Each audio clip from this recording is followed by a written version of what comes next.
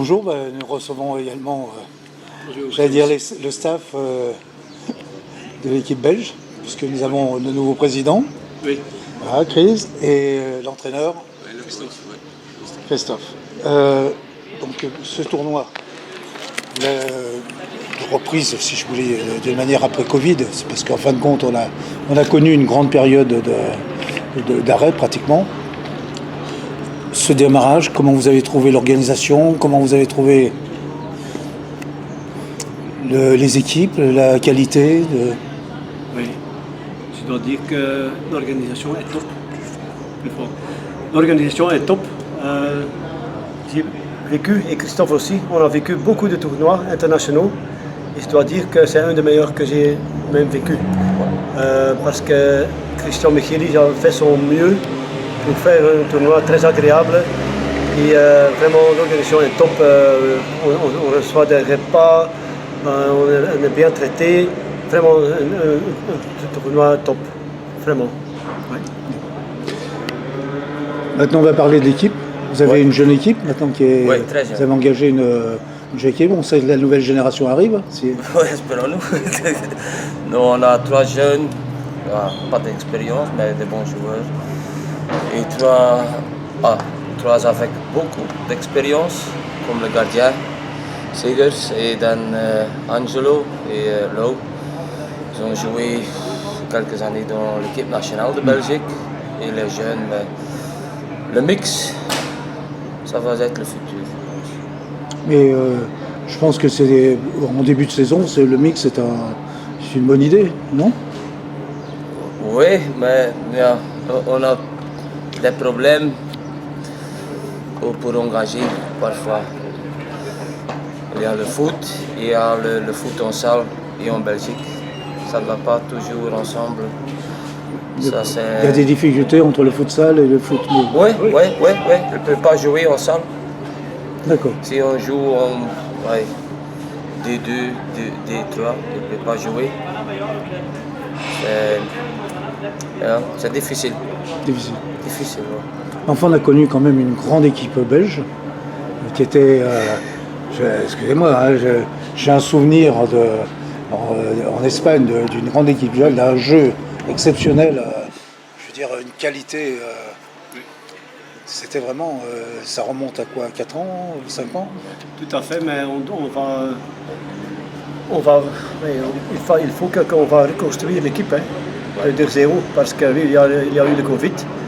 Et donc oui, l'entraîneur Ronnie Pennings, oui, on va recommencer pour l'année prochaine, mais vraiment on va recommencer de la base, zéro en fait. D'accord. Donc il y a beaucoup de nouveaux clubs en D1, il y a beaucoup de clubs qui sont partis aussi à l'Union belge, donc FIFA, UEFA. Donc il faut qu'on va reconstruire l'équipe nationale. D'accord. Donc voilà, et c'est pourquoi le futur sera aussi avec des jeunes. Hein. Malheureusement en Flandre, il n'y a pas une compétition espoir. Christophe est entraîneur de l'équipe espoir de mon province. Mais en fait, ce sont des joueurs qui sont cherchés dans les clubs. Hein, mais on n'a pas vraiment un fonctionnement, une compétition espoir en Wallonie. Oui, ça existe là, et ça c'est aussi un grand niveau. Beaucoup de, ça vit là-bas. Et eux, ils ont vraiment une très belle compétition. Et ça se reflète aussi dans les finales nationaux d'espoir des jeunes. On voit souvent que les équipes wallonnes sont de plus haut niveau parce qu'ils ont beaucoup plus d'expérience par rapport avec les équipes de Flandre. D'accord. Voilà, oui. Donc, on va, avec Christophe, c'est mon main droite dans le club et aussi dans le fonctionnement de mon province Espoir. Donc on travaille sur le futur. Et je pense qu'il y a des talents. Et chez nous, on a vu.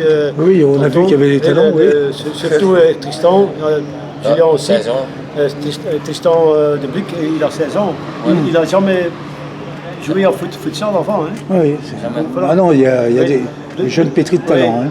Le problème, c'était maintenant le timing. Donc, 18 juin, on a des examens en Belgique. Donc, c'est très difficile de trouver des joueurs disponibles. Donc, voilà. Et c'était une équipe un peu formée d'ici et de là. Et on a réussi de venir et on est très heureux qu'on est ici.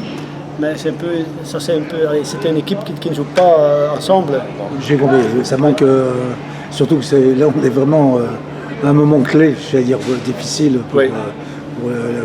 Mais je veux dire, c'était difficile de trouver une autre date pour cette grande rencontre internationale. Ouais. Et je crois que Monaco a fait un maximum pour... Ouais. Sans doute, on est Magnifique. très heureux d'être ici. Et pour l'organisation, de nouveau, je dis c'est top. Ouais. Vraiment top. Ouais. Et donc, je pense ici, dans cet endroit, avec Claude et son team, il pourrait organiser un championnat d'Europe.